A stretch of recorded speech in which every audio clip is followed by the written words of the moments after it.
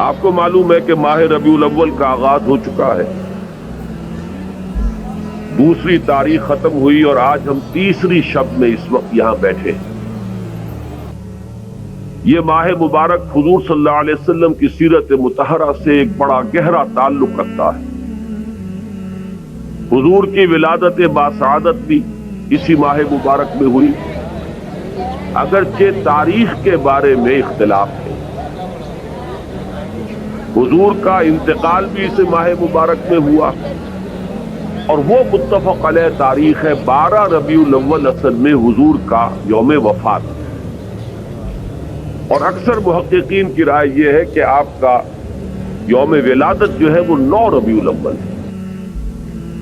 یہی وجہ ہے کہ مجھے یاد ہے کہ ہمارے بچپن میں اس دن کو جو لوگ کچھ تھوڑا بہت مناتے بھی تھے تو 12 وفات کے نام سے در حقیقت یہ نام یاد کیا جاتا تھا۔ حضور صلی اللہ علیہ وسلم کی وفات کا دن ہے، کچھ کھانا پکا کر کچھ غریبوں کو مساکین کو کھلانا، یہ در حقیقت چیز تھی کہ جو اب ہوتے ہوتے اس نے بہت ہی ایک دوسری صورت اختیار کر لی ہے۔ اب یہ ایک جشن بن گیا ہے اور ایک عید کا سا سما، بلکہ واقعہ یہ ہے کہ جو اصل 2 عیدیں ہیں وہ کہیں پیچھے چلی گئی ہیں، اور یہ جو 2 عیدیں ہم نے ایجاد کی ہیں، ایک عید میلاد النبی اور ایک عید استقلال، اگر ہم جائزہ لیں تو شاید یہ 2 جو ہے یہ زیادہ فور گراؤنڈ میں آ چکی ہیں۔ لیکن یہ کہ جہاں تک آپ کی ولادت اور آپ کے وفات کا اس ماہ مبارک میں ہونا ہے وہ ثابت ہے۔ مزید برآں حضور کا ورود مدینہ منورہ میں بھی ماہ ربیع الاول میں ہوا۔ اس پہلو سے اگر اس ماہ مبارک میں ہم سیرت النبی کے مطالعے کا ایک خاص موضوع رکھیں، کسی تاریخ کے تعین کے بغیر اس مہینے کی مناسبت سے سیرت مطہرہ پر گفتگویں ہوں، غور و فکر ہو، اور اس میں بھی عملی پہلو سامنے ہو، اتباع کا جذبہ ہو، سمجھنا سمجھانا اس لیے ہو کہ اس پر عمل کرنا ہے، تو یقیناً یہ چیز ہمارے لیے بہت مفید ہوگی اور ہمارے بہت سے امراض کا شاید اس سے مداوع ہو سکے۔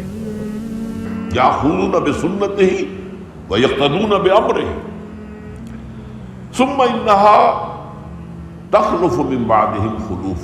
پھر ہمیشہ یہ ہوتا، ہر نبی کا جاننے والوں میں، پہچاننے والوں میں، ماننے والوں میں ہوا ہے، امت محمد بھی مستثنیٰ نہیں ہے۔ یقولون ما لا یفعلون ویفعلون ما لا یؤمرون۔ یہاں نوٹ کیجئے کہ وہ کہتے وہ تھے جو کرتے نہیں تھے، اور کرتے وہ تھے جس کا حکم نہیں۔ عید میلاد النبی کیا حضور کا حکم ہے؟ کیا اس کا کوئی ثبوت صحابہ سے ہے؟ کیا ہم صحابہ کے مقابلے میں حضور سے زیادہ محبت کرتے ہیں؟ لیکن تھا کہ معاملہ ما لا یؤمرون، جس چیز کا حکم ہوا نہیں اس پر عمل ہو رہا۔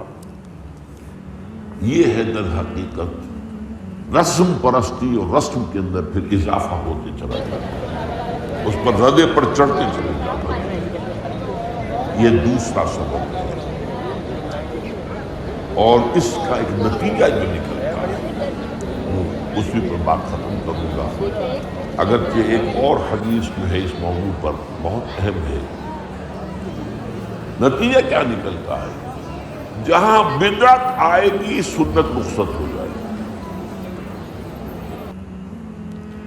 اب نماز جنازہ کی وہ اہمیت نہیں ہوگی، نہ نماز جنازہ یاد کرنی ہے، نہ دعا یاد کرنی ہے، کچھ پتہ نہیں، جا کے کھڑے ہو گئے ہیں، وضو بھی ہے کہ نہیں ہے، لیکن قرآن خوانی میں تو جانا ہی جانا۔